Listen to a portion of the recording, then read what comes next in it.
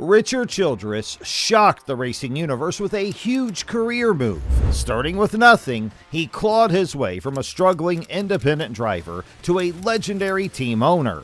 But in 1981, he stunned fans by quitting racing as a driver.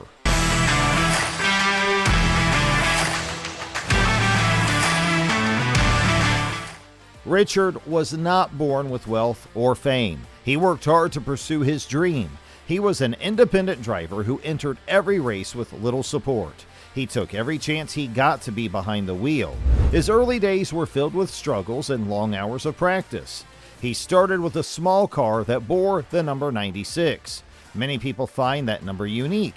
When he flipped the number 96, it looked like 69. That detail was a simple joke that did not distract him from racing. He cared more about speed and skill than about the play on numbers. Soon, he discovered the smart decisions with numbers could save him money. He learned that using a lower number on his car would cut his costs. In the end, he ended up with the number 3 because it was available and it reduced the price he had to pay. Why did you go to number 3? You know, I wanted a low number. Farrell Hinkle was lettering my cars, and he said, man, I didn't have a lot of money. He said, if you just get a single-digit number, I'll cut your cost in half. Yeah. So that's how I ended up, and the 3 was available.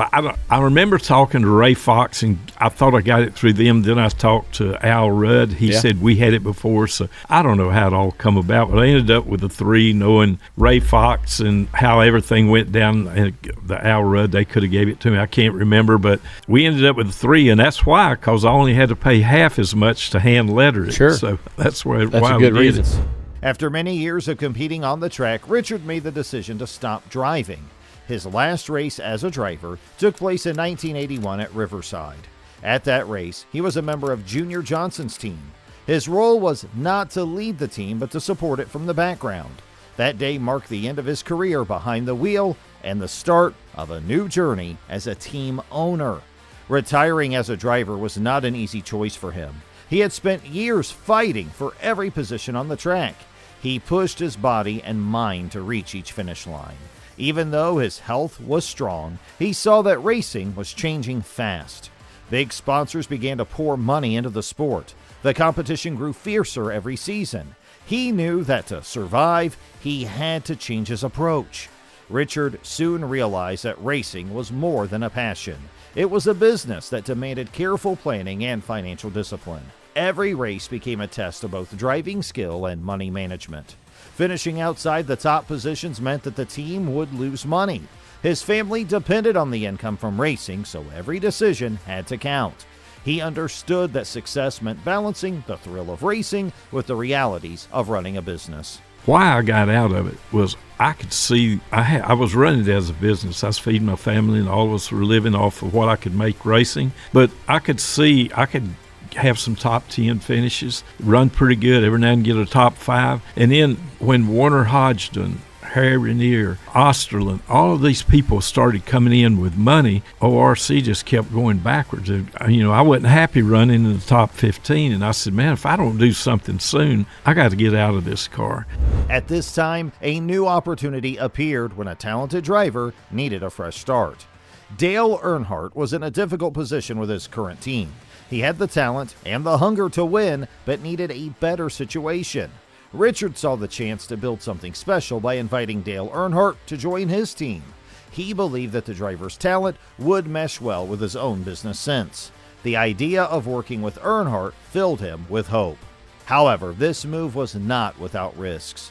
Richard was not a wealthy owner with deep pockets. His resources were limited, and every decision was a financial gamble. He ran a small operation that could easily be overwhelmed by larger teams with more money. Yet, he trusted in talent and hard work. Investing in a great driver like Earnhardt was a risk that could either lead to success or cause further losses. He chose to take that risk for the future of his team. In the midst of these changes, Richard began to explore sponsorship deals that could help fund his operations.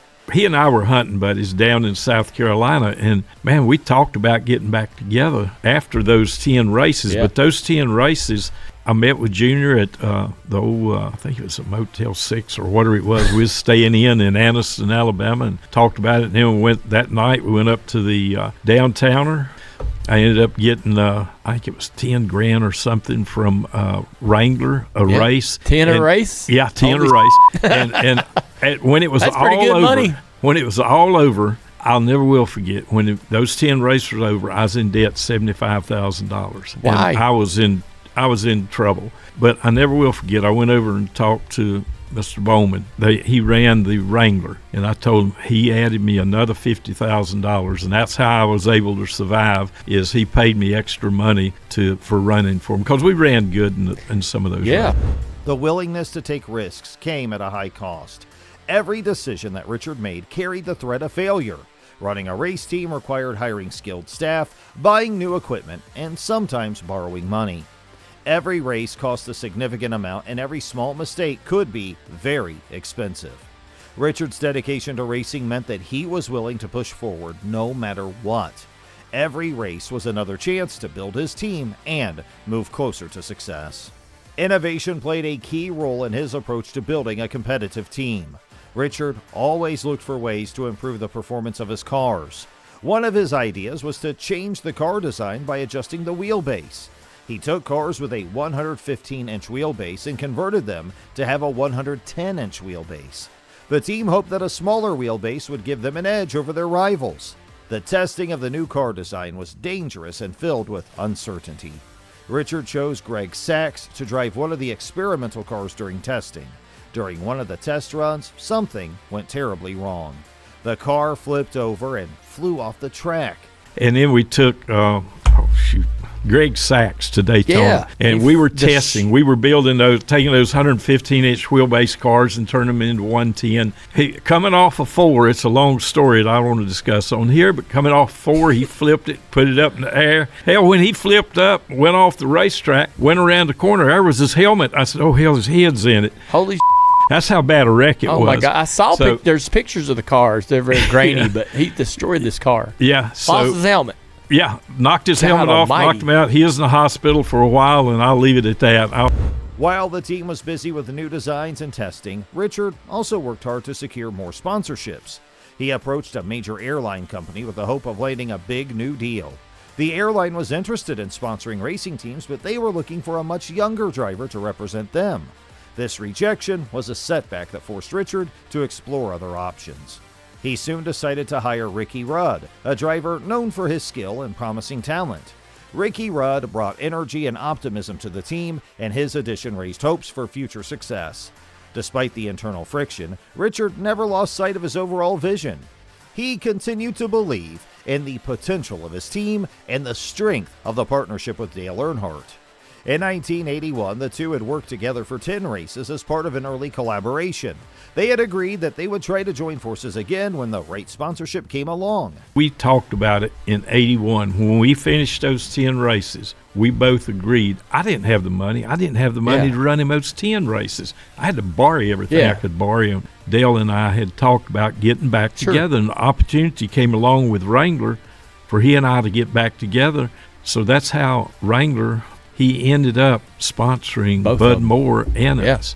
And Bud Moore, I never will forget, he told me we was at Riverside. That's when we run Riverside. He said, boy, y'all won't last 6 months. Both of you is just alike. We made it 20-some years, 20 years or more. Now, before you leave, just don't forget to give this video a like, hit that subscribe button, and also ring that notification bell for more upcoming uploads in the future.